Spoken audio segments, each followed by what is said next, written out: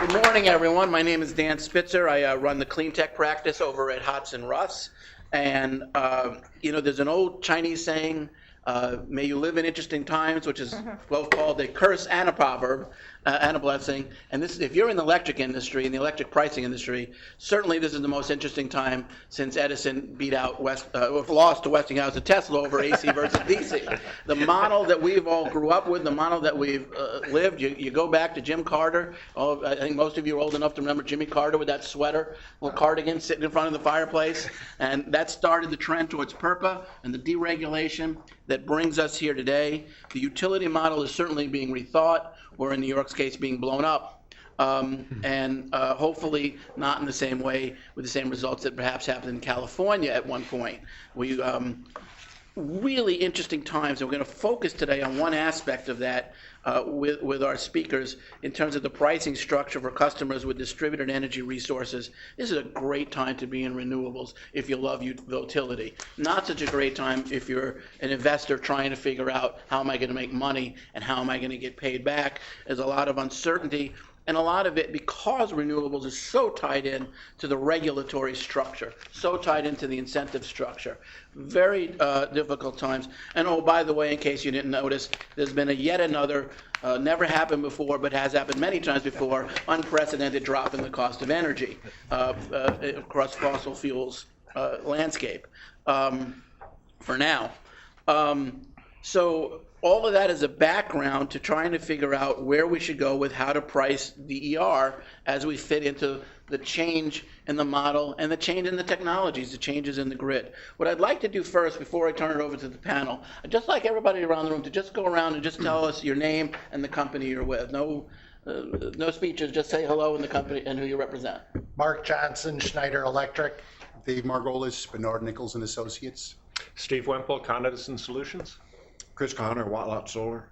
Guy Sliker, New York Power Authority. Natty Donato, Lutine Associates. Short speech. If anyone has an extra pen or pencil, they can loan me. Very appreciative. Larry Barth, New Jersey Resources. Philip Kelly, Riverside Generation. Matt Perkins, GE Ventures. Larry Goldberg, ZBB Energy. Jesse Feinberg, Con Edison. Brandon Dyer, Con Edison. Simona Lee, NYSERDA. Davetta Thatcher, NYSERDA. Dan Lenhart, Pace Energy and Climate Center. Lucas Finko, Con Edison. Joshua Clyburn, NYSERDA. Mike Revito, ERS. AK Misagria. Ed Stein, Enersys Power Solutions. Outstanding. Especially delighted to see so many of the folks involved. We want to do the. Oh, I'm sorry. I'm sorry. I thought we went. Oh, sorry. Oshin O'Brien, Agrion. Brian Cabezas, Agrion. Tim Leskis, Con Edison. Stefan Gammon, Booz Allen. Alex Left, PC. David Santos, KW Engineering. Nicole McGinley, EBG. Anyone else? My apologies, thank you. And there is this, by the way, seat up here if anybody wants to move up. So I want to get into our panel. I'm going to ask each of the panelists to introduce themselves, tell us brief, what you're involved in, what your interest is in this particular topic. Then we're going to get into some questions. Fairly quickly, we're going to try to open it up to questions from the group and try to have the discussions. It's great that we have a lot of policymakers here as well as the people moving it forward on the utility and the company side, the manufacturing side. So we've got a good range of people here. I'm looking forward to a really good discussion. And Carl, I'm going to start off with you and tell us what you do with PACE and what your interest is and where you see what brings you here today. I'm Carl Ramago, the Executive Director of the PACE Energy and Climate Center up in White Plains. We're a project of the PACE Law School there. The organization's been around for about 25 years. I actually first worked with them on the environmental costs of electricity book that was published about that many years ago when I was a student at PACE and doing work on environmental externalities and cooling water intakes. That's a whole nother story. When I left PACE and the Army, I ended up in electric utility regulation, and I'm an unabashed, unrepentant regulatory nerd. I just love this stuff. So I've done a variety of things. I was a public utility commissioner in the state of Texas, a deputy assistant secretary for the U.S. Department of Energy in charge of renewable energy R&D. I've run a couple of other smaller research organizations, worked with Rocky Mountain Institute, and been an executive in a couple of utilities. AES Corporation and Austin Energy, and done some consulting as well. Our central focus is this utility transformation thing that everybody's talking about and that is finally being finished. We work on the policy to advance clean energy through the electric utility space and related spaces, on thermal energy and transportation and other things. PACE is a bunch of lawyers and economists trying to advance usable, workable policy. We center on New York because we're there. We reach into the Northeast through a couple of Department of Energy grants, working with Combined Heat and Power and now Solar PV. But we also have involvement in a variety of other places around the country in terms of advancing this transformation towards more clean, distributed energy resources. And I'll stop there. That's kind of what we're interested in. Great. Doug Staker with Demand Energy. We are a distributed energy storage company. We've been at this for about 6 years. Prior to getting into this opportunity, spent 20 years with a company called Itron, which is one of the leaders of smart metering, smart grid technology. My background is I grew up in the power business. My family actually had early patents on time of use metering. I grew up with metering from a very young age, understand the space, as my wife likes to say. I grew up on the energy business, like farm kid grew up on the farm. Was very intrigued when the whole concept about distributed energy storage came up about 6 years ago. Maybe a little premature based on where the market is today, back then, but believed in what it could do and how it could transform the markets. And we have been focused a lot here in New York. We understand the activities in New York, and we point to New York as an area that is a guideline or a map for many to understand where we think the energy market's headed in the future. We think that New York is much more progressive than a lot of other regions of the world in looking at how you're going to manage electrical supply systems. And some of the things that are out there, the term transactive energy doesn't mean a lot to a lot of people, but you think about what's occurring out there today, it's a very good description of what the activity is today and where it's headed in New York. So we're proud to be part of this discussion. Thank you. And Tom? Yeah, I'm Tom Gammon and from Booz Allen Hamilton, and essentially Booz Allen Hamilton represents a number of different agencies and guides different agencies throughout the United States government and internationally. I'm attached to the energy infrastructure team. I'm engaged in large-scale energy renewable projects for the Department of Defense and various agencies, from the ground up, from planning, feasibility analysis, all the way up to financing and developing strategies for them. We have a particular focus on microgrids at certain agencies that branch throughout the regional, that have regional impact as well as security impact for the nation. So we have a very solid understanding of a lot of the energy markets throughout the United States. Again, New York is one of the more dynamic ones from the pricing structures. My background initially was a nuclear engineer. I eventually gravitated into investment banking, sold my partnership interest, and then became a private equity owner. I sold that company, and then Booz Allen asked me to come back and help advise some large-scale energy projects for them. We are now engaged in very large renewable projects. Energy storage is an area that has a lot of interest to us because of its ability to attract and help monetize renewables in spaces where the markets are not exactly favorable for us. But that being said, we feel that we can bring a lot of ideas to the table for this conference, and hopefully we'll all learn from each other. Outstanding.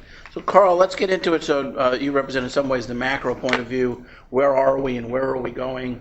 And particularly, you've done a lot of work on this concept of moving from cost-based to value-based pricing. Give us your views on where we are and where we're going. Sure. Give me.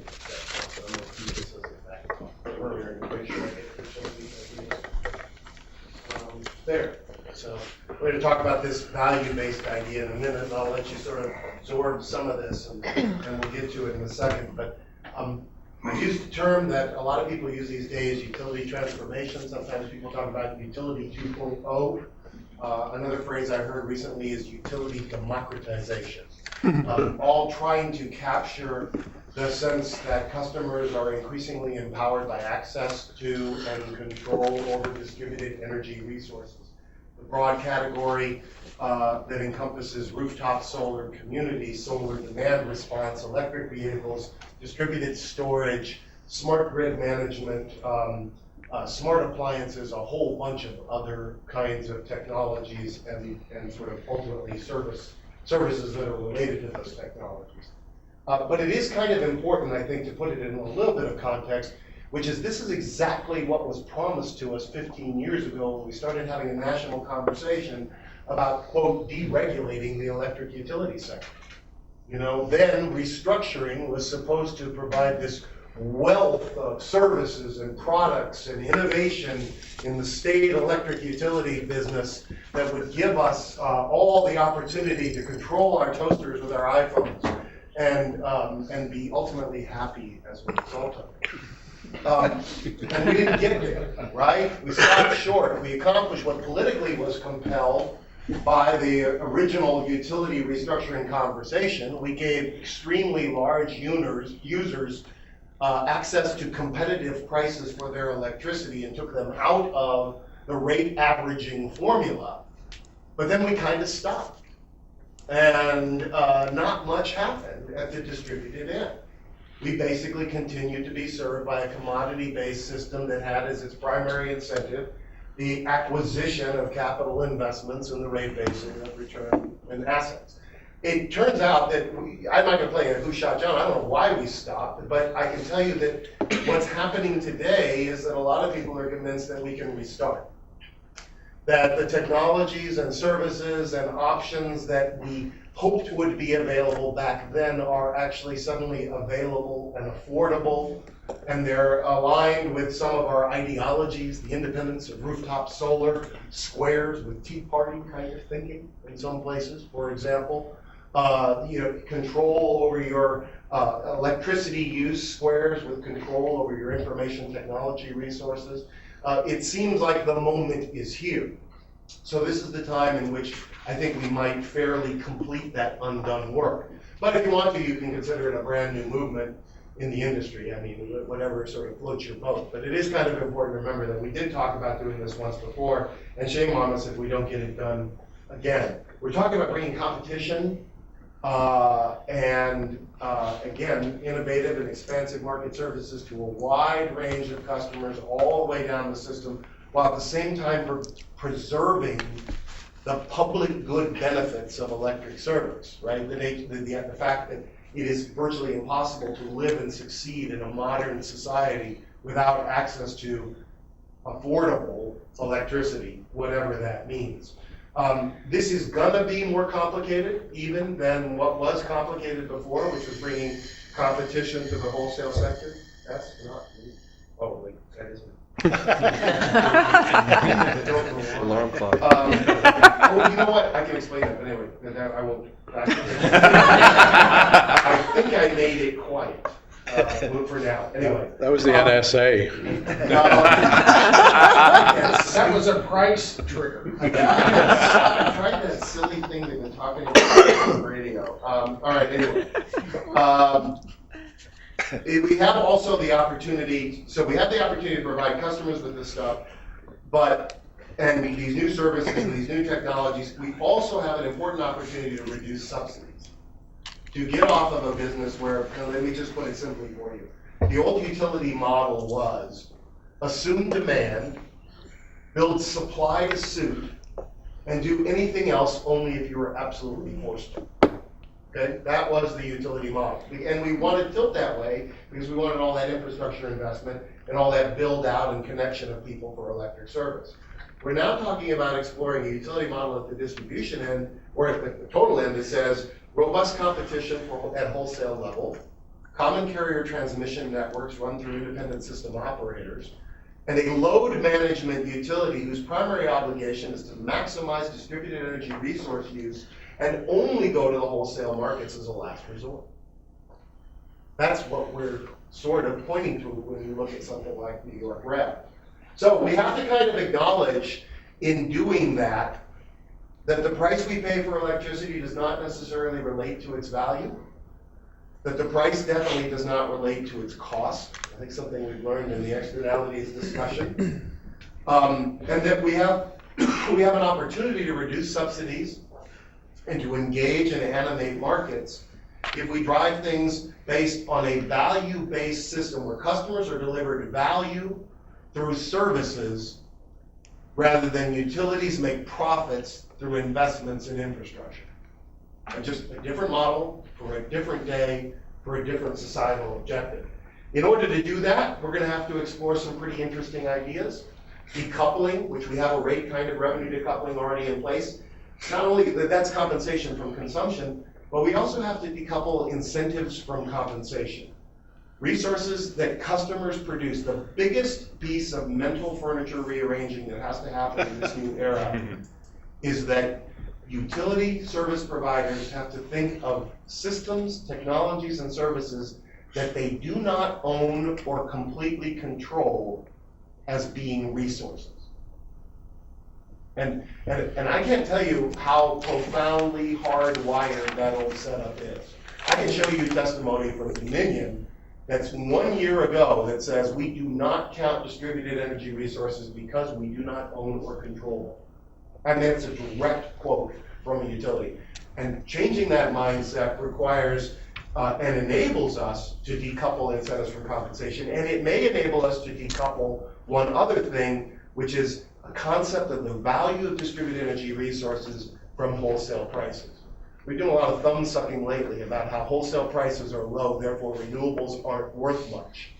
As if the price for gas was the indicator of the value of distributed generation or demand response or mobile or stationary storage, which shouldn't be true, but sort of lingers. In that regard, let me show you, here we go. In that regard, let me show you this real quick. This is what happens when you do a value of solar-based rate calculation, as they did in Minnesota, to say, actually, what benefits does rooftop solar bring us into the distribution grid? We all tend to talk about this stuff here, avoided fuel cost, and that's your traditional PURPA avoided cost, shortest run marginal cost avoided, right? Everything else still has to be paid for. This is sort of the mantra of the old system, which is a system that tended to try to avoid having third parties generate and allow the utility to make the investments in capital structure. I'm talking about the vertically integrated kind of model. But when we actually look at it comprehensively, it turns out that distributed generation brings us a lot of values. And it brings us so much value that here in Minnesota, where the retail price is about 10 cents, the value is about 3.5 cents higher. Which squares with common sense, right? Mm-hmm. A fully distributed generation source that provides energy that only has to travel from the rooftop to the meter to the toaster, or bypasses the meter and just goes straight to the toaster through the inverter. That it also does not fluctuate with price, and for which the customer assumes the finance, operating, and insurance risk is worth more than remote brown energy that has to be transmitted, distributed, billed, and passed through that same meter, at least in terms of accomplishing the purpose, right? And by the way, the middle columns are about adjusting for the fact that solar is intermittent. And in that regard, the value-based response to the intermittence of solar, and I'll leave it at this, is, one more thing after this, is that whoever invented solar to make sure that it only ran during the daytime was freaking brilliant. Because it's not worth running that stuff at night. The price of power is so low. Solar optimizes its value by running during the day, which is another way of saying it's coincident with peak, fairly coincident with peak load. So, what are we trying to do? We're trying to get to a value-based system so that we can reduce subsidies, internalize the value, move towards services rather than the delivery of commodities. We're trying to cure a fundamental problem. This is a quote from a friend of mine who just took over a company down in Australia, but spent a lot of years here in the US in the utility industry. We're trying to cure the fundamental problem in the utilities today, which is that, he said this, not me, I'm just repeating it. that there are only two things today's utilities don't know: what anything costs and what anyone wants. A kind of a snarky way of saying, that there's a lot of opportunity in moving towards value-based systems, but you're going to have to connect with your customers to figure out what makes them happy. So I'll stop there. Super. Doug, I want to turn to you for the perspective of a DER company. We've got this bellwether of the REV for future markets. We've got utilities changing their colors to distribute. They're already in this state distribution-only utilities. And so there's a lot of opportunity for the folks in your industry. How do you see this regulatory market unfolding? How do you see the pricing structures going forward? Great question. Let's walk through that a little bit. If you think about how the grid was ran for many, many years since inception, it's the perfect just-in-time inventory system. Many of you have heard me say that before. We have generation, we have transmission, we have distribution. It's really, we all grew up saying, look, power plants are more cost-effective when scaled and large, same with transmission, same with distribution. But the fact of the matter is that technology, be it in distributed resources and just system management, has allowed now that we have, instead of load at the end of that pipeline, we have the ability to generate. And now we're starting to enter into this management of a system that has two-way flows.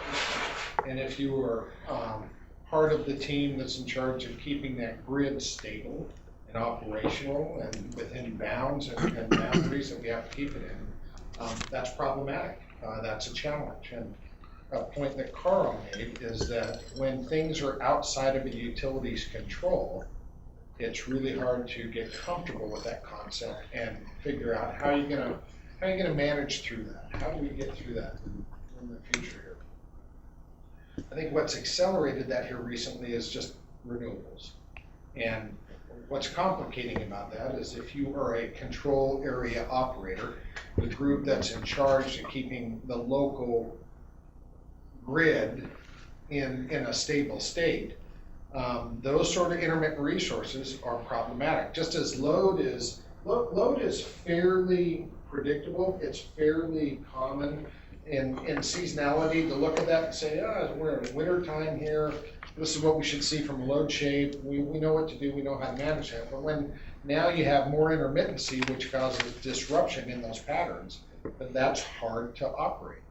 And so what we see is when you look at the transformation, and when we bring a resource like storage into the mix, now we're moving from a just-in-time inventory system to a managed system. And so this is where I think a lot of discussion is going on around how do you effectively manage that? How do you incent that? And oh, by the way, can you incent that to where the utility doesn't have to own that? But they can put the incentive out there to drive the behavior that they're looking for. And so our belief is that if you look at this graph that we put together here, from a storage perspective, this is a graph that I plagiarized from my friend Ali Nura at Kima. And Ali has probably been a guy who's in practice put more storage in place when he was at AEP. And he looked at the value of storage co-located with generation, which in Japan, if you build a wind farm, you have to have storage co-located with you. So that helps from a stabilizing intermittency of a generation resource. But now you got to move in through transmission. And transmission, I've said on the record, I would rather cure world hunger than build new transmission. It's just painful. If anyone's been through that experience, it's hard. And when you look at then transforming into distribution, you look at the challenges here in New York City, what Con Ed has to go through to keep the distribution system up and running and caught up with the ever increasing load in this area is a challenge in itself. And the part of that a lot of people don't understand, the industry has not done a good job explaining, is if we built the highway system like we build the electrical grid, which has to be built to meet the peak, we would have, I I-95 running up the eastern corridor would be 16 lanes wide both ways, so that at rush hour, everything could sail through at 60 miles an hour. But when you look at a transmission line, and if I were to say to you, is that transmission line full? You would go, can't tell. Little trick, you can tell by the way it droops when it's hot and it's full, but that's, a lot of people are like, what are you talking about? But in reality, we've built this infrastructure that because it's just-in-time inventory, you have to build to meet the peak. Now we start being able to manage both load and supply at both ends, and we can start to have a managed type of load and influence. And I was talking with an ESCO yesterday who said they would like to propose to their commercial customers, tell us what temperature you would like in the winter and summer, tell us what humidity level you would like, and we will deliver that to you at a set price. You just give us those two boundaries, and we'll tell you what your pricing is going to be.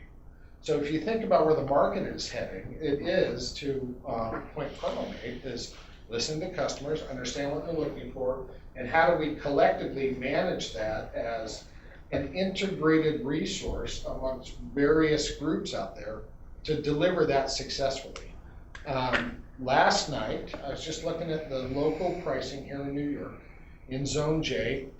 At 1 in the morning last night, the price per kilowatt hour for electricity was $2.45. That's just for that hour. Dropped down to 7.5 cents 2 hours later. That's a congestion issue, okay? And so as we start to look at markets, market delivery, what happens in these sort of types of evolving markets, is the element, like Carl pointed out, is not cost, but what's the value? And where does value show up as we're trying to relieve, like the Brooklyn Queens challenge is really a sub-transmission challenge for Con Ed, that they have to upgrade a sub-transmission line. It's about $1 billion upgrade for a problem that exists about 48 hours in the summer. So if you look at the levelized cost of that, spread over 20 years, that's about $1 million an hour as far as an upgrade. That's how we would do things in the past. That would get spread out across rate base, it'd get averaged, levelized, all that.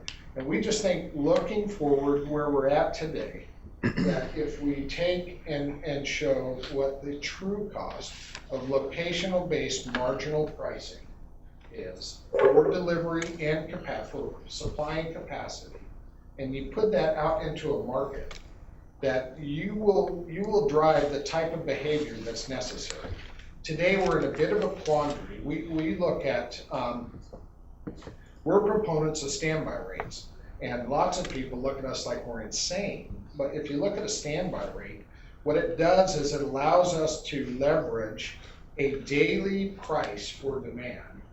And we're able to make decisions on how we're going to operate that day, rather than a demand price for the entire billing period, which, if you understand demand charges, I like to explain, are, it's a form of a speeding ticket that you receive for the benefit of having delivery capacity.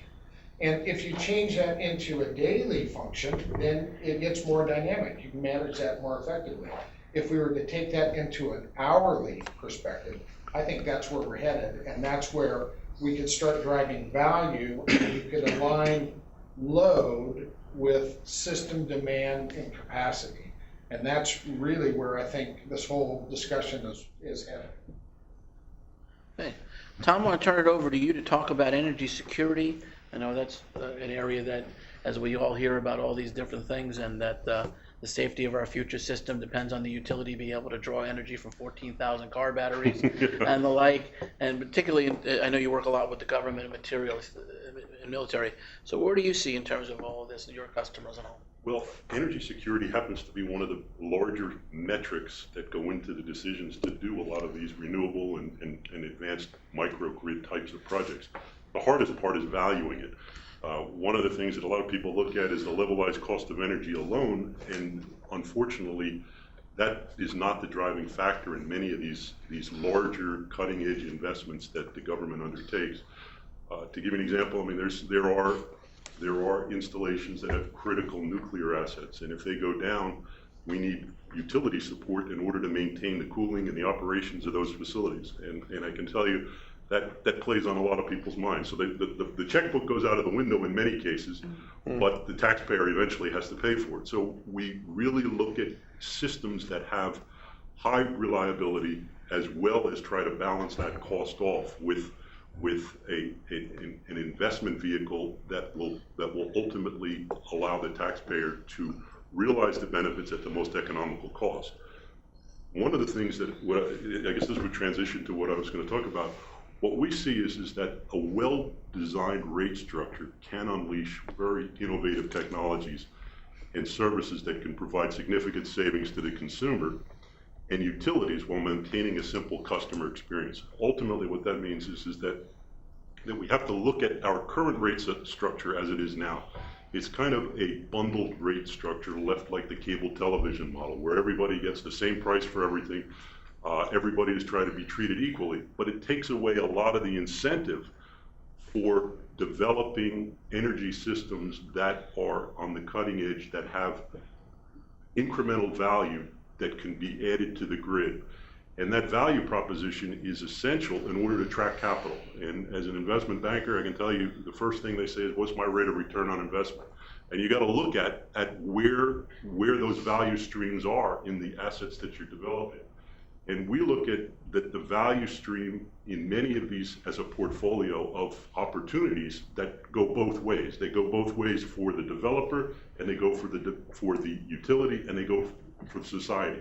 And how to monetize those benefits in an unbundled rate structure, I think, is the most apropos way to go forward, so that by unleashing that and creating a value proposition that allows that innovation to take place is going to drive a lot of the value proposition going forward in each region. Many areas, New York City happens to be one of the highest rate structures around. Booz Allen's involved in the microgrid, the New York microgrid competition to help work and develop solutions. One of the things that we look at is how do we extract value from a microgrid, and we have to look at each one of these ancillary services as a way to create that value, and look at the energy efficiency as a portfolio within an entire development. So each one of these things ultimately have a value stream that will create something that will benefit each party. And I think this is where we'd like to see the rate structure go forward. We know we need the utilities in order to bring this power back onto the grid. And I think it's essential that we have a rate structure that compensates the utility for it, but also motivates them to create value themselves through a different business model from the past. And I think the opportunity is really in digging into what the numbers are and how everyone can benefit from it. Then ultimately that's where we see some of the best opportunities. Beyond that, I mean, I can't get into a lot of things that we are engaged in, but energy storage is one area that really has a tremendous opportunity.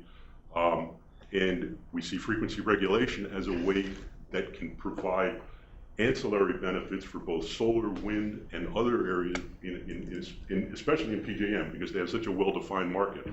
But building that as part of a portfolio investment makes the economics work, and helps attract capital. Ultimately, no project gets off the ground unless it really can attract capital, and I think that's really where the rate structure is going to come in. We work on projects throughout the world, and as you pointed out, Japan is one area that has a high rate structure as well as a high resiliency requirement, and they are willing to pay for it in terms of energy storage, especially in solar and wind.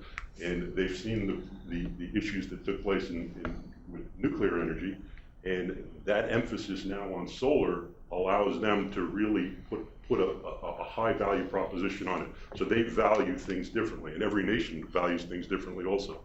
So we find that ultimately there's great opportunities ahead in innovation, and I think this is what we're hoping that we can stimulate here. Okay, so the common theme of our opening comments really is about opportunity if we get this right. So no pressure on you at all, Carl, but let's dig in. Let's talk about value pricing versus cost of service. Where do the advantages, where do we go from here? How do you, outline for us, quarterback for us the way forward? Yeah, I think the first thing to keep in mind is maybe that sort of principle one, or maybe the only principle of this new utility 2.0 world or whatever, is going to be something around sort of symmetry. The debate is playing out across the country. A great many traditional vertically integrated utilities have responded to these challenges and conditions by saying that we need to change our rates because some customers create costs. Right? And that's a natural extension of a utility that's always made its money by asking what are its costs and then recovering those plus a profit from, through regulators from customers. But there's a huge regressivity and stifling of innovation penalty that comes with just taking that side of the formula, right? Customer puts their own capital at risk, puts solar on the rooftop. Utility says, oh, you're creating a cost because you're an intermittent generating resource, so I want to tax you with a charge that ultimately undoes the cost effectiveness of that proposal. Utility says, I know customers cost more to serve during 4 p.m. to 6 p.m. hours, so I'm going to put in mandatory time of use rates. Well, if you're a low-income person who's got 2 jobs and the only time when you can wash the kids, wash the clothes, cook the dinner is between 5 and 6, when you're shuttling between job number 1 and job number 2, mandatory time of use rates are nothing but regressive. And you're going to get some kickback on that. And by the way, you'll also get kickback if you want to spend $5 billion investing in AMR meters so that you can impose that rate regime, as PG&E did a few years ago. So you can't demand of customers, especially unsophisticated customers who have been trained by and large to ignore the variability in costs with bills that come once a month and price signals that are highly obfuscated and complex bills. You can't just say we're going to fix this by imposing on you the requirement to react to costs.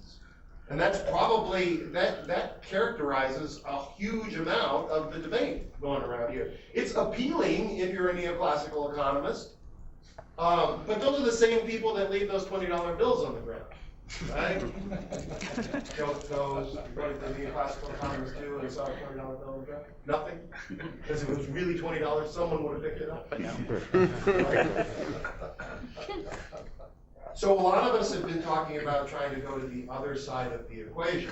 And what I did in Austin Energy when I created a value of solar rate, because I could see the sort of headlights of the net metering debate coming at me in a town that we have about 1,000, 1,500 solar installations in a 1 million person town, 40,000 meter town, was we said, well, what if I take the first step and recognize the value that you create when you self-generate? What if I treat you fairly for that? Can we then have a conversation about how you can treat me fairly for the costs you impose on the system? And what I found was a really strong and entrenched solar market, green building market, energy efficiency market, was extremely willing to have that conversation. But it started with a first step that said, if I'm fair to you, and the second step was, can you be fair to me? So that's the dialogue that's necessary. I think that kind of concept is embedded in REV, and like I said, it allows us to decouple incentives from compensation and manage incentives out as markets mature and keep compensation market-based. That's what we want to do. We don't want to have money flowing from NYSERDA or from some public, tax charge or public benefit charge to cure the fact that when a customer reduces their consumption, they're only credited the retail value, when in fact they're creating something of greater value to the system. When they go after that, if you told me I could go after, what would you say, $250 a megawatt hour for the peak price, hell, I put in refrigerator recycling programs and turn off refrigerators at night, something I'd never pursue if I was a utility chasing the quote system peak. But the cost of deploying that technology is cheap enough, I can make a killing off it, $250 a megawatt hour. You know, especially if the house already has something else in place, and I'm just adding it to a cloud-based system, Nest or something. So, I think that value allows us to align the performance, value-based pricing allows us to align the performance of customers in a way that starts teaching them their role in being cost drivers while they learn the skills of creating short-term elasticity. That's really what it comes down to, right? And, you know, when I grew up in this business, there was no short-term elasticity in electricity demand. I don't think there's much now in the average residential and small commercial sector, but there's the potential for creating it. And that's what we're chasing from an economist's point of view. We're saying we can enable people to control their consumption in response to short-term price signals, but it's going to take education. It's going to take figuring out which are the technology platforms that are most compelling to customers, and it's going to take the delivery of value to customers who take the step, as opposed to the punitive approach of just hitting them with a stick every time they mess up. So, does that kind of answer the start of the question? I think it does. Okay, good. I give other people a chance to talk. Yeah, let's take it further from the DER point of view. I mean, we've got some interesting things going on. One of the things that's always intrigued me about DER is, you know, lots of surveys are done where people will say, oh, I would definitely sign up for DER programs. I'd definitely take advantage of time of use programs if I could and all. And on the average, the number is about 2% who actually follow through. So we have a real consumer problem. As someone who's trying to sell into the DER market, what are you looking for in terms of customer pricing? What are you looking for in terms of customer attitudes and pricing that helps shape customer attitudes going forward? You know, if you stop and think about customer segmentation, about 1% of a utilities customer base is their industrial load, which makes up a large portion of that. If you look at the combined industrial commercial, it's about 10% rule of thumb of a utilities customer base, which takes up a combined about 40 to 60% of the load. It depends, you know, there's some areas of a region where residential may be higher. And so if you stopped and said, look, let's walk before we run. I think a lot of times we try to cast a real white blanket and say we have to be all inclusive, and you get into some of the challenges Carl pointed out when you bring in the residential side.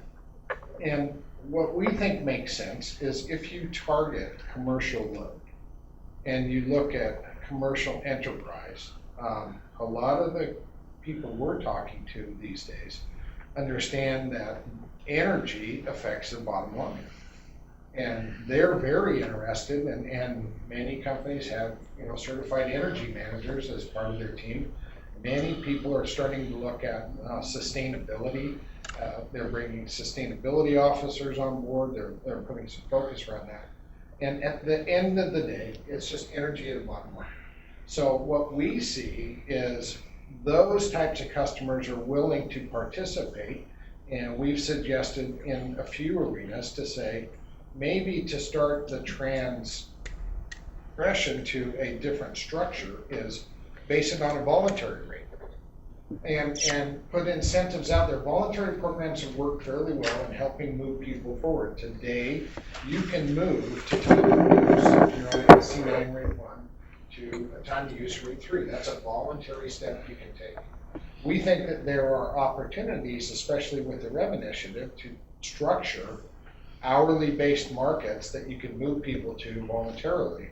And then they're deploying the types of systems that allow them to manage their load to align the highest economic benefit out of that. How do you integrate it? Now, another point that I think is important is it doesn't mean that you can't allow control or interruption on a critical power day to say, we need you to operate a little differently on this day. For the benefit of the system, be it grid load or distribution system load or whatever, we really need load reduction at this time frame, and that's different for different segments. There are, you can drive that by price, you can drive that by contractual agreements. we think that there are flexibility and capabilities in those types of models to where you could get that sort of participation, which gives the local area control agency the comfort they need to manage the system in a stability state, but yet provide the economics out there that allow commercial customers to every day leverage the benefits of managing load to deliver relief to the system and economic incentives to the commercial enterprise. Interesting. So Tom, in particular, it's interesting to me in terms of your work with the military. The military has led in a lot of areas, and not just bringing us Tang and Velcro, but here we have a situation. A lot of what's going on in New York is frankly based on resiliency after Superstorm Sandy and those concerns. We do, from the beginning, we have had a governor, regardless of what you think his policy, he's very much been an energy-oriented governor, and that certainly has been a boon to looking at these issues. What is, as you look at storage and you look at these possibilities, what kind of lessons, the federal government you've mentioned works with some of these mandates that are already in place? What kind of things do you think we're learning in the military and the government structures of with storage and all that can be imported into some of these pricing discussions that would be helpful? Well, I can tell you they take a lot of time evaluating the resiliency of energy storage and how it's going to compare against your bread and butter combined cycle gas turbine versus a new technology. If they have it's really going to depend a lot on what the asset they're trying to protect is. However, a lot of it is balancing. We see a number of competing renewables now come in that we have existing assets on site that are generating well and are viewed economically. However, when you add a renewable to the component as well as energy storage, you say, wow, what are we going to do with all this energy? So we have to find a way to pay for it. In some cases, in some installations, we have combined heat and power systems that are on site that are generating base load. We need enough heat to put some of that away. In certain areas, we've got to be able to put absorption chillers in to take some of that heat.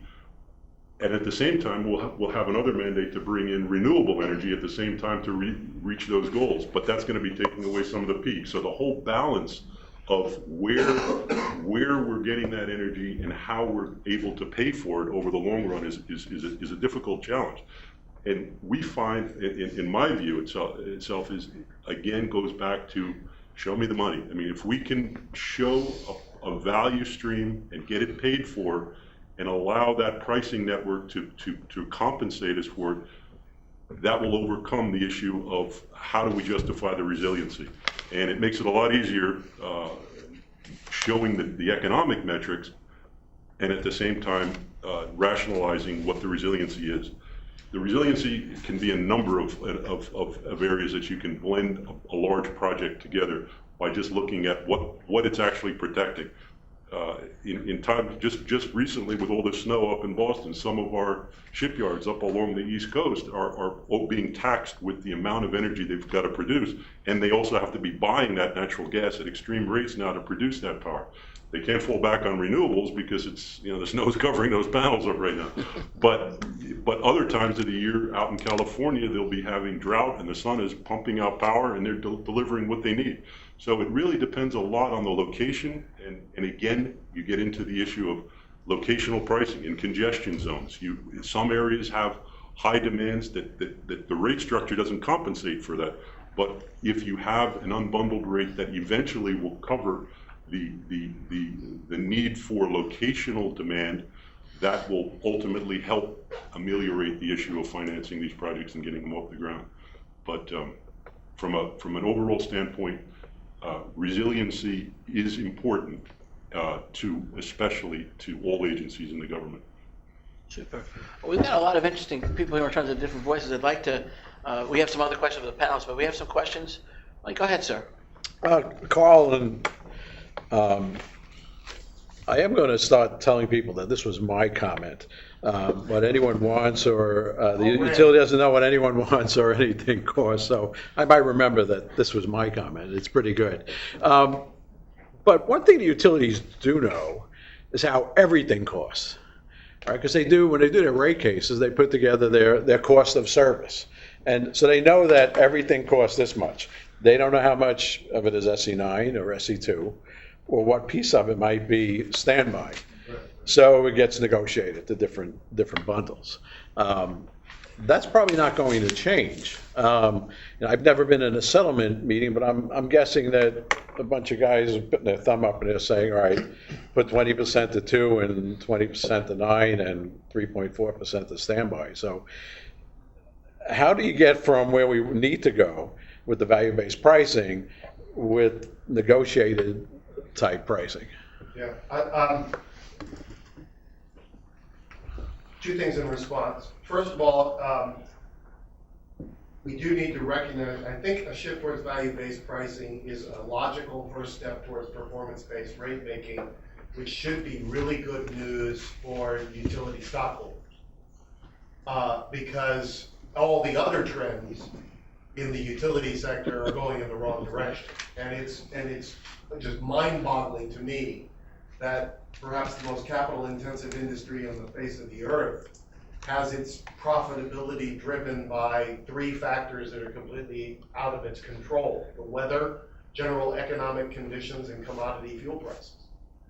So I think recognizing that in that bundle of services that keeps the lights on for a customer, that there is huge amounts of value is actually a good thing for moving towards compensating the utility for the value they provide as well. And this is that symmetry thing I was talking about, right? The most logical step is to take the systems we know. The systems we know say that we start all rates with cost of service studies, right? And what we need to do, and Doug made this point, one of the big mental challenges we have to get over is the general utility resistance to customer segmentation.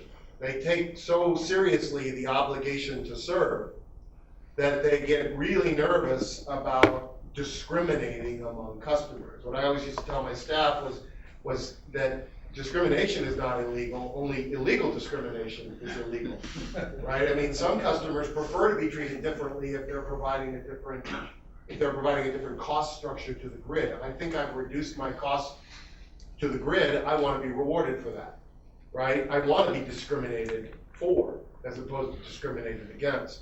So I think that if we can use the tools of old traditional rate making, cost of service studies, but informed by greater market segmentation,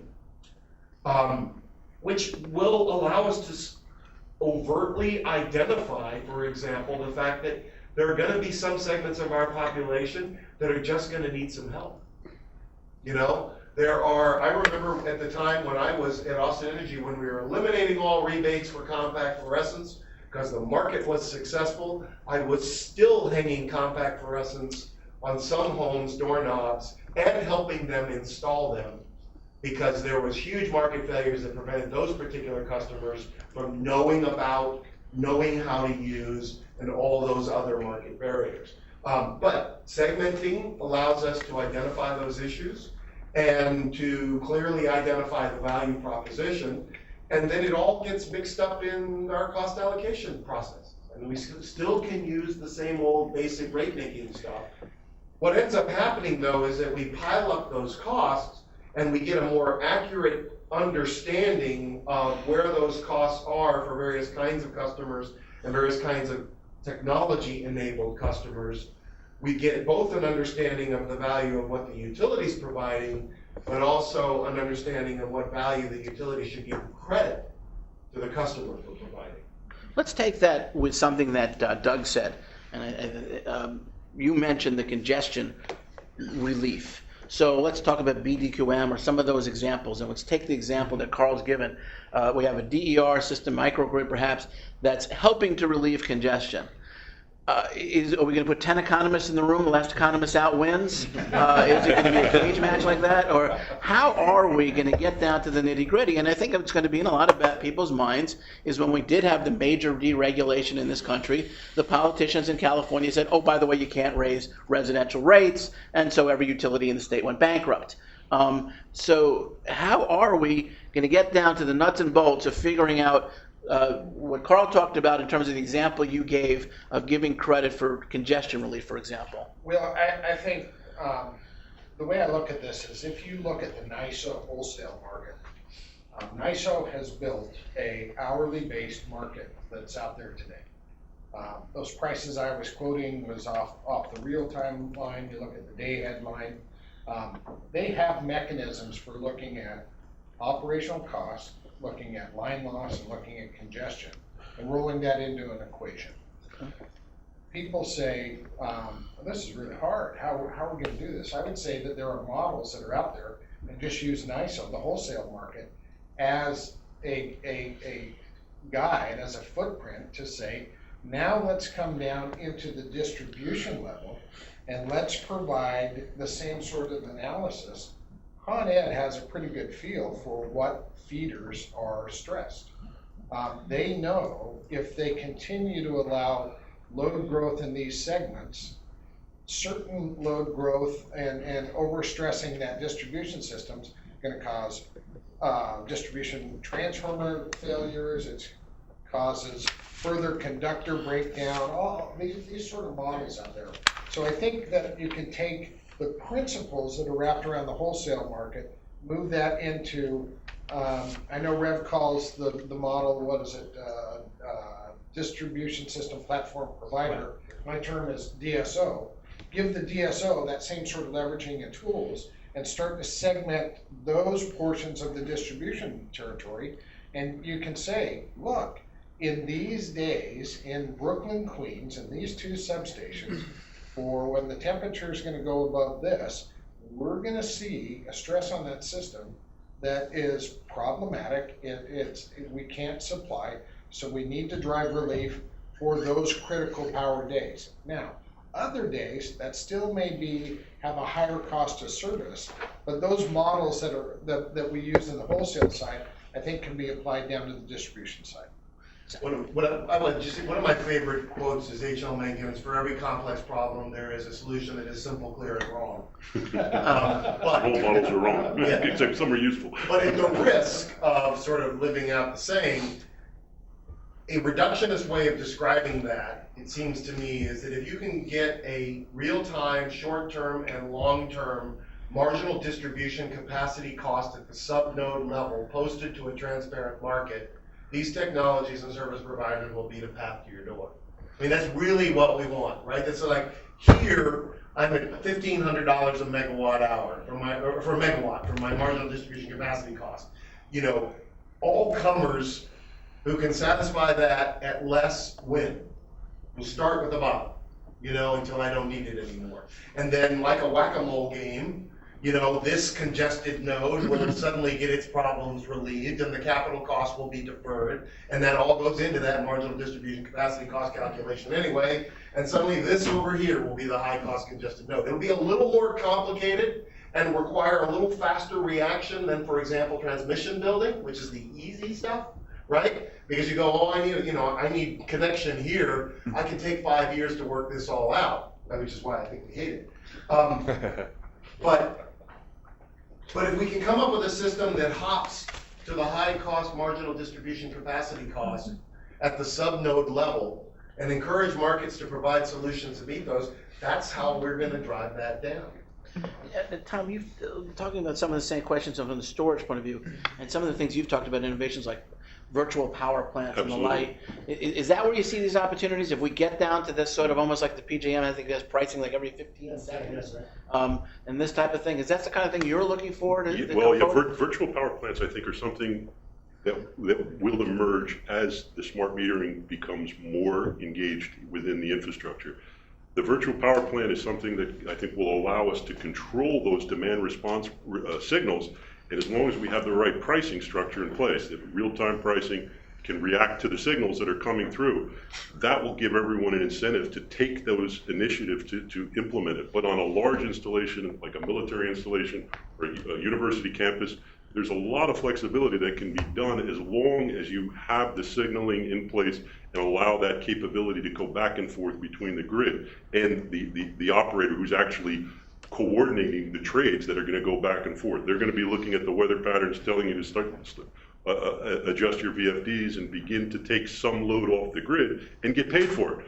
And that is something that I think we as a company are looking with not only the military, but other branches of the government to help them reach their goals at a cost that can pay for them. And we think there's some very high rates of return on that, where there is a very marginal incremental cost to achieve a significant energy savings and value to the grid and value to the entire population in the region. So that is something we definitely can see. Yes, sir. Yeah, just two questions. I think this is really insightful in terms of the value stream that's not actually captured today. So my first one is jumping all the way back to the slide that you showed, Carl, which we don't. Well, yeah, if you could bring it up, that's great. Is what percentage, from all three of your perspectives, what percentage of these are actually capturable today in, say, New England, where we do have a forward capacity market, or PJM, where your unit can be 100 kilowatts and still bid in? What percentage is actually captured today versus what we think we would get to if we had that distribution nodal price? And then the second part of the question is, when I think about distribution marginal pricing, isn't that, in that case, it's kind of set by a utility rather than a wholesale market, open, transparent provider, because the utility is the one who really, has line workers and knows those costs. So isn't that set by a utility and therefore not really too analogous to the ISO transmission level? How would you navigate that? I'll take a shot at working backwards. That's why we're talking about changing the function of the residual distribution utility to being a DSO, because right now they're working on delivering sort of averaged rates for average service across customer classes. And in fact, in other parts of the country, a lot of utilities are even making their classes bigger. They're merging residential and small commercial, and they're losing the sort of discrimination and differentiation between them. And we have to shift to the other place, but we have to give them an opportunity to make some money off of it. So yeah, but I will say the other side of it is we accomplish a huge amount of societal good by offering average rates. When I was at a utility, I used to tell people, we already knew that it cost more to make electricity at 4 p.m. than at 4 a.m. We factored that in, and we blend those together to come up with an affordable average rate for customers. And having affordable average rates that are relatively stable provides a huge value to society. So the solution of having somebody cherry pick off some tiny piece of that and driving the residual to a higher cost, narrow segment is a societal challenge that we have to integrate in this transformation. And everybody's got their eyes open in the rev that we're going to have to do with that. As to what are captured or included into prices or whatever, if you're doing, I've had utility people tell me this, and I believe it too, if you're doing cost-based rate making right, you're doing all this, right? I mean, I've only got a few hundred rate cases and some inside a utility. And I can tell you that you try to account for every dollar you spend and you try to put it in whatever bin it is. And all this is just ways of breaking out where it's going, right? Sometimes the level is grosser than others. The proposition of this transition is that, so you're already spending it. You're already there. What you're not doing is, A, making it amenable to competition and reflecting it in the credit that you're giving for compensation. So MCI had this great idea when they were pushing telephone dereg, and the big issue there was access to the local exchange in the early 1990s. They called it their building blocks model. And I think you already mentioned it, the unbundling. We need to do much more granular unbundling of utility services and ask ourselves, as the largest free market capitalistic society on the face of the earth, how we can accelerate the making those blocks available to competition. I'll give you my most controversial example. Metering. I don't get why metering is not competitive. Just the function of the meter. I mean, I know that if I went to NRECA, the Rural Electric Co-op Association, or the APPA, the Public Power Association, I would be pilloried for saying this. But I've got a revenue grade meter in my Coulomb charger for my Volt. I've got damn near revenue grade meters in, could have in several, if I bought any kind of stationary storage, I'd have it. I'd have the concert device that Con Ed slapped on next to my Volt charger has got revenue grade metering capability, and there's the revenue grade meter, right, that the utility itself maintains. I mean, I don't understand why metering is not competitive. And I can imagine that, Google and Microsoft Home, when they were talking about this, were talking about using the meter as a platform for a whole lot of other services, but they couldn't get past that average rate problem. There's no value proposition in shaving peak when you just pay 15 cents a kWh 24/7, right? And like I said, as utilities, we knew that. And so they didn't make it, but we asked which of these components can be competitively provided, and then figure out how to open up the market for those. As my shorthand was, how do you reveal the marginal distribution capacity cost? How do you reveal the marginal metering cost? How do you reveal the marginal whatever it is, electric vehicle interconnection cost? How do you reveal that cost and see if an independent provider could do a better job competing to provide that service? But that's a detailed unbundling that we're going to have to go through.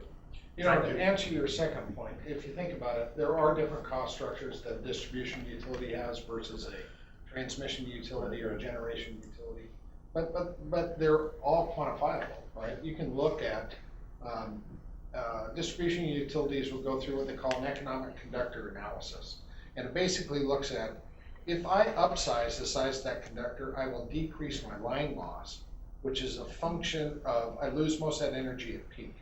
And so there's an analysis you go through to look at, hey, if I do that, I'll get that payback because I have less than line loss. So you can model that whole structure, even to your point, labor and that can be rolled in as well. So I think it's very quantifiable. It may be different in structure, but you can still build in some of the base costs, and then the locational elements can be various losses, various constraints, various challenges out there that you can build a market price. I think the distribution system operator is still going to have to conduct, or is going to have to conduct, local integrated resource planning overseen by regulators. I think especially if they want to have skin in the game. If they want to go all the way to Wellinghoff's view of being completely independent, they're going to have an oversight board of some kind. But if they still want to play in the game and own some DER, I think they're going to have to do planning. And I think that planning is going to have to be overseen by regulators because we're not making it all competitive. So for the ideologues who think we can get the government completely out of the system, you're wrong, right? We still need somebody to act as that substitute for competition at the distribution system platform level. And planning and accounting for those things, accounting for those variances, and accounting for those externalities, and internalizing all those values is something we're supposed to do because we're supposed to be about economic efficiency. Anything on this? Or? What I was going to say also is that I think all of these concepts are good, but I don't think we should look at it as this state now. I think these are all going to be a function of transition as technology. They're going to evolve. I think initially the temporal granularity that we're talking about for time of use could be at one of the earlier phase applications of it. But eventually I think it will gravitate to real-time pricing as we become more technologically advanced. And I think the stakeholders involved on all sides, the consumer, the utility, and the overall society should recognize that this should evolve. It shouldn't be just a static state. And technology, I think, is going to drive the transition in each one of these areas.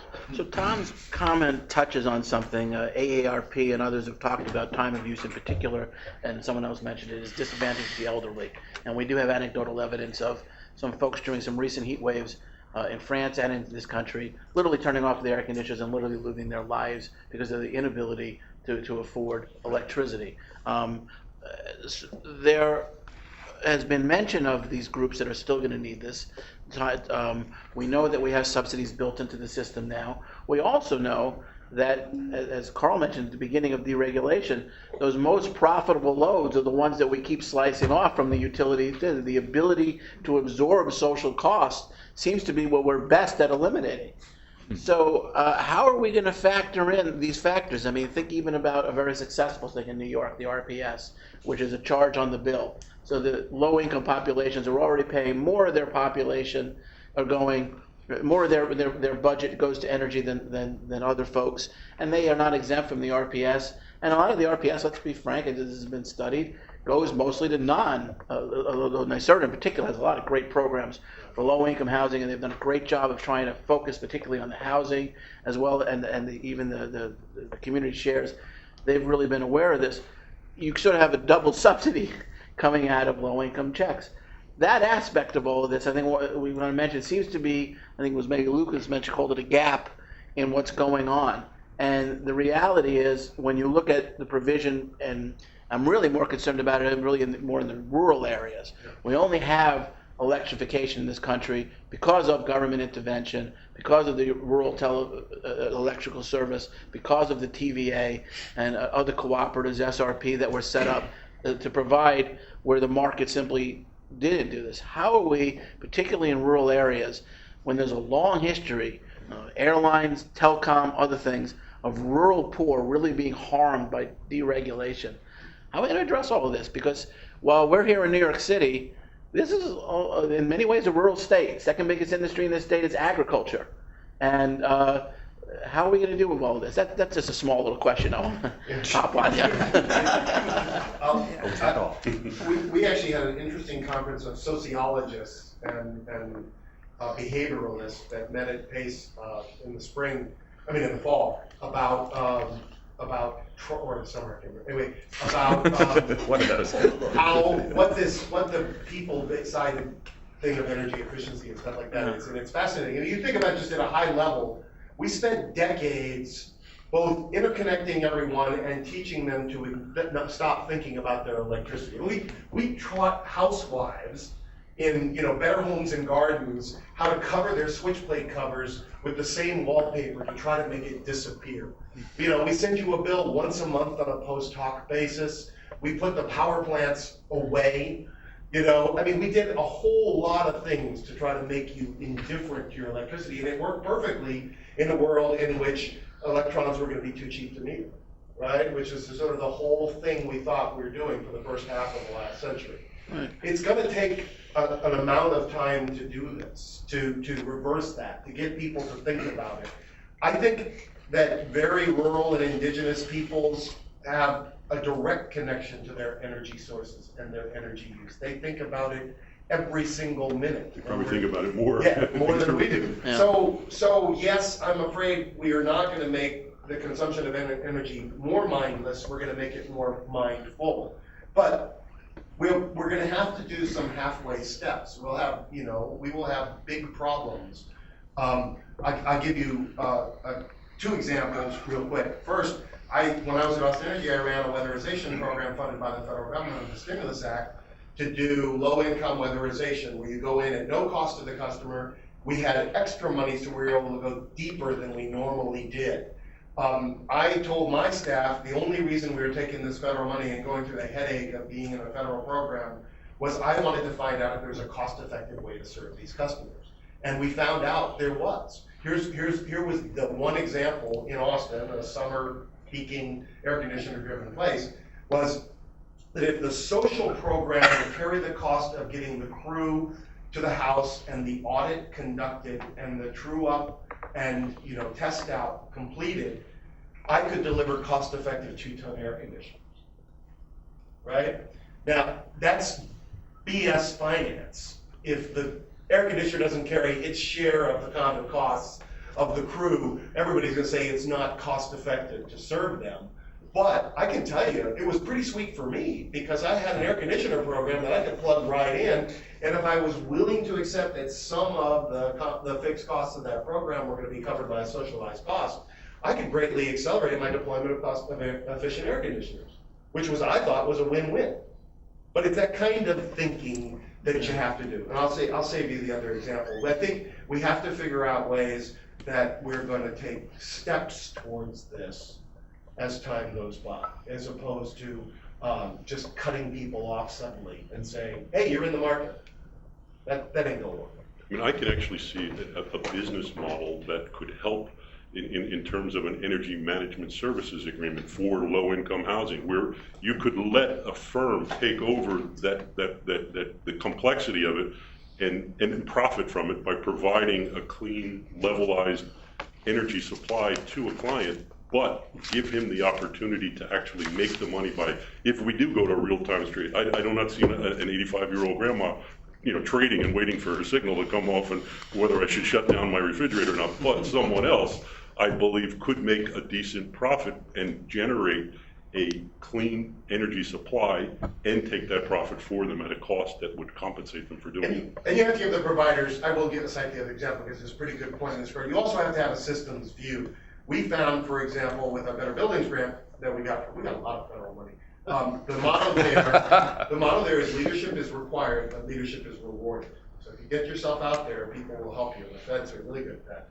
But we found you could save 16% of the electricity in a studio apartment with a 40-gallon electric water heater. Usually those ones put over the bathtub, so if they leak, it just goes into the bathtub. With this technology, a low-flow shower head and 2 faucet aerators. 16% of the electric load in a studio apartment with those 3 little pieces of metal that anybody can screw on, because it saved you all that hot water. Which ties into that whole element of performance-based rate making. You look at better asset utilization of the whole supply chain, as well as how do you reward a utility for an efficiency program? That's always a challenge. But that sort of mindset, moving into that mode, I think solves and helps give leverage to solving some of those particular challenges. We have time maybe for about one more question before we ask the panel to close it up. Well, maybe 2 more, so I'll ask these 2 gentlemen to ask one. I'm sorry. We'll try to get to yours also. I'm just wondering, it sounds as though some of these sort of distribution markets, if you will, would have a bit of dynamic behavior to them, right? They might go up, they might go down, especially locational. How does someone like someone that wants to install a battery or basically install fairly expensive infrastructure respond to that dynamic market? And how can we help them to see more consistency in the value of that in a dynamic marketplace? Well, my view on that is if you really step back and look at trends and where things are headed and how do you solve some of those problems out there, this is a bit one of the challenges in the frequency market is you have to give a level of visibility. And if you think about that, if you're out there stepping up and being the first to help solve some of the challenges out there, you should have some certainty in an element, whether it's in some sort of an adder or a further discount, a guaranteed discount that you put into that model so that it's floating and following whatever the marginal price is. You have to have some sort of economic incentive out there to assure the capital is going to be deployed, as we talked about earlier. So I think you can do that in a couple of different ways. I don't think that you have to provide a full certainty, but just a segment of time that gives enough certainty that you're getting payback in a period of return. And people just need to have a little bit of vision into where is this all headed. Our view is that you will continue, the more intelligence you put in there, you'll be able to manage load and load management to be economically effective, regardless of where the rates are. I mean, it's just a reality of the operation of life. I mean, this is why I said that what I think the DSP has to post is real-time, short-term, and long-term marginal distribution capacity cost. And you have to do some sort of portfolio management, which says, okay, we're going to allocate some piece of this. We're not going to substitute long-run sunk distribution costs for long-run central station distribution costs. That would be a mistake, right? So so you have to have some portfolio. You can say, well, I can afford to go 20 or 30% of my portfolio to these long-run marginal distribution capacity costs because they come in probably at a relatively lower price. But I'm not going to take all my need from that. I'm also going to pursue some of my short-run marginal distribution capacity cost opportunity. So you're going to have to, I think you're going to have to portfolio out and slice up the market. You're right, though. You have to give some stability to some of these long-time live investments, at least until they become very tradable, right? If you think about the PPA market, for example, we're starting to see some of that. Used to be, you had to have a 20-year PPA if you wanted to do an individual IPP renewable project. Now a lot of the guys, IPPs doing it, say, well, maybe I'll take 5 or 10, but I want to play the market after that, because I think prices will work in my favor. So you do see the time horizon sort of shrinking, saying, I just need coverage for less, and I'm willing to be in the market more on the tail end. We ought to be able to take advantage of that trend. And it should work in the distributed end as well. Are there things we should be doing, like with the appliance manufacturers now, so that the residential consumers have more control over their end Are you use? trying to outlaw incandescent light No, bulbs? I was actually thinking, both you and Tom mentioned refrigeration, which if we could get the GEs of the world to program set points like we have on our air conditioners, you can use that as thermal storage. I think of my dehumidifier in the basement. I would love to be able to shut it off and cycle it. If I do, the electronics reset, so it's off. So I can't cycle it manually. It doesn't have a program feature to allow me to do a time set. So everything else in my house is very keen on my time of use rate, because I also have a Volt and I'm very anal. But there are some things I can't control, and if I can't, then certainly the typical residential person is not going to be equipped, especially when we get into low income, to participate. And so if we don't figure out a way to make it easy for them to change behavior without truly changing behavior, changing consumption usage, we're not going to have the penetration we need, or we're going to have real cost subsidies. The last person standing has a too big a share of the distribution. I think we should mandate that appliances come with the ability to interact with. I like cloud-based stuff, so I think the utilities have a concomitant obligation to create a cloud-based enterprise bus with open API architecture that allows any device enabled by communications to interface through the household network and then, grab for a price up there. But I think we should. I think that, I will notice, like Con Ed, the regulated side does offer rebates for smart appliances and efficient appliances. That'd be an easy program mod, right? You could also, you could do it with the carrot side, or you could do it with the stick side. The stick side makes more sense. And I think some of that is actually in the federal stalled energy efficiency legislation, which has been stalled for 5 years despite the fact that virtually every single member of Congress is sponsored. They still aren't able. And I think most recently they tried to attach it to the XL pipeline bill. So, no. Dan, I'll comment from Well, I did promise this gentleman I would get one last question in, and then we'll come back if I could. Get his, So all of the various things that I've heard proposed, there's going to be an IT component to that. So information going to be the great enabler. So, but if we look at, for example, just moving from monthly billing to, let's say, 15-minute interval billing, that's an increase of data of 288,000% boost. The storage infrastructure, the network infrastructure, and that's just the hardware, let alone the people, the software needed to do the business intelligence analysis of that data is going to be huge. Who pays for and maintains that data? Does that now go into a rate case line item, and suddenly is it the utility? And is there an awareness at the utility level, at the PSC level, wherever, that this is going to be a necessary line item as this enabling factor, even if we get to sort of the market that can support this? What's your sense of that? And who owns that information? Exactly. This whole cloud world, it really has been driven by social media.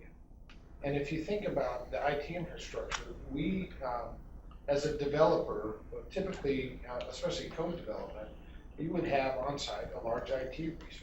We don't. We buy that resource from Amazon right now. The data centers of the world out there are building that infrastructure to support these sort of systems out there that you can buy with flexible capacity. We can scale up. If we go and do a code base and a rebuild, we can buy extra CPU power for a couple of hours just to do that compiling activity and then scale back down. That infrastructure is already being built out there. It gets into the whole, are you comfortable with the cloud? And most IT guys are like, if I'm moving to the cloud, why do you need me? So there's a natural resistance to move out there. Then you step into the whole security issue. Trust me, the cloud's just as secure as your own IT network. Think of it just as the extension of that. And I think those resources are developing, knowing that the Internet of Things are coming, and that the computing power, the cost per CPU, all that stuff's coming down at scale. Well, agreed. Where that's not really an issue. Agreed, but that's just one small portion of the cost. I don't think somebody is going to want to bill you hourly to develop your business intelligence on rate case analysis. You're not going to be able to spend 10 hours out of the month for this person's time. Already today, Oracle's not going to lease you a thing for a day. We have on an hourly rate, an index rate through their energy supplier. That pricing, that model is already delivered today to those end users. There's nothing new that has to be developed to do that. So that infrastructure, that information exchange, all of that's in play today. You wanted to add something. And then Yeah, I would just add, and I think when we took Guy up to the GRC a couple of years ago, he may have seen it actually at Global Research Center at GE. We developed those appliances 6-7 years ago that have time of use pricing programming to link straight in to nodal pricing in your home. Dryers, all major refrigerators, all major electrical home loads. What percentage of American consumers or ratepayers are on time of use pricing, right? Like, less than 0, right? Yeah, obviously less than 1. So it's not been a market that's been significant. Now, we still have those. Our competitors have them as well. I mean, it's obviously going to take us getting to TOU where you can start to use them. I think Nest has done a great job of leapfrogging that, right? Because they've gotten into the home. They've justified, customers didn't want to pay an extra $150 for a smarter appliance 5-6 years ago, but somehow they wanted to for Nest, right? So that got in, and I think all of us can learn from that. But if it's not the standard, people aren't going to buy it when they go to change out their refrigerator. So I think the real question is, just like we had the big Energy Star initiative, can we get, and maybe it requires federal legislation, maybe it's a state-by-state initiative, but can we make that become the standard as opposed to the less than 1% option, right? I think you're looking at an appliance as a service model now, where people that actually want to deal with, being that IoT backbone, reacting steadily to prices, they're going to lease you a fridge. Yes, and even if it's not dynamic hourly, if it's just set up to be sort of rate block oriented, it still can have value in like a Brooklyn Queens deployment and the other networks that have very defined peaks. And remember, the irony will not be dead in utilities. The customers with electric vehicles, solar, and especially kinks, people who are gone during the day, want to sign up for time of use and maximize this game. And they're carrying some of the upfront price of sort of making these technologies competitive. They're seeking these solutions. They're buying the Nest thermostats and those things. And the ironic part is that, of course, we have a substantial portion of the vertically integrated utility sector saying, see, rich people are avoiding their costs and making poor people pick up the cost of the grid, which has always been the model in this country, right? That early adopters would drive down the cost for everyone else, but suddenly we're not supposed to do that because all utilities want us to be socialists. Well, it didn't work for Leona Helmsley with taxes, so one more, and then we'll close it out with the panel. Come across the river from New Jersey, and we're not thinking like this yet. You're way ahead in traffic cone technology, though. That joke's going to keep on getting. What do you say to a utility that says, hey, just decouple me, let me rate base my energy efficiency investments, I can monetize the value for ratepayers, you regulators can keep your eye on me, make sure that I'm prudently spending the money, and I can blow through all the obstacles that we've had to getting customers to respond to price signals and take action, and we'll get efficiency out there faster. Or Pope Reagan, trust but verify. I go back to my symmetry thing. How do you respond to that? You want to play in this world, that's fine. Show me the portfolio, the robust portfolio of services and things that you really want to do that enable and empower customers. It can happen. I mean, I actually think there's a deal to be done there. My feeling about the story of Austin Energy, as both a customer for a long time and then finally getting in there, was that over the course of 25 years, they created that kind of understanding with the communities they serve. That they were going to be aggressive about finding ways for them to save energy. They were doing it because it saved everybody on capital costs. And that if they stuck with it long enough and were serious enough about it, it would end up great. I mean, the bottom line metric in Austin, just to sort of put this in perspective, was that the average residential bill in Austin is 20% lower than the average residential bill in Texas. Because customers, and they are two different places, because after 25 years, customers in Austin have an extreme, much lower energy footprint. And the utility has been just as profitable, its bond ratings have and credit ratings have been just as good, and all that sort of stuff. So I think there's a deal to be struck, and it sets the stage for all the rest of this stuff if we want to get into it. Outstanding. I'm going to ask the panel to conclude by giving us, and you know, you've given a wealth of information, and I think Nick now has a whole host of topics for future topics as this world unfolds. But give us a perfect world view going down the road. Give us a couple of minutes on what you want to see happen, how you want to see unfold, and sort of a conclusion from your points of view. Wow. Tom, you Last want this to? time? Well, you can go last this time. Tom, you want to start off? Well, I'm going to give you 5 minutes. I'll just say one statement. I think that as the rates begin to become unbundled, I just think the customer experience should aim to keep rates simple enough to understand and benefit from participation from all parties. As long as there's participation and it's simple enough, I think the whole enterprise will grow and the whole concept will continue. Yeah, you know, just think of what Carl said about Austin, and one of the things that they did a good job of is customer awareness. This industry is terrible about making people aware, and if you think about what's happening in social media, more public awareness, millennials, what they're looking for, I think there's opportunity to raise awareness, drive this sort of behavior participation that you need to move forward in this. What I would just caution against is that I do think that moving things in a voluntary fashion, allow that, don't make it mandatory so that people feel burdened to have to do this, but make it enticing and take people in that direction. That will prove out and show that these things can be done and this transactive energy market can evolve effectively.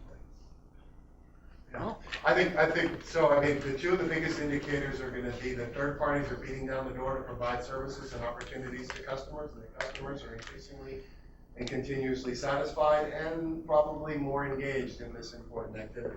I think we can't be indifferent.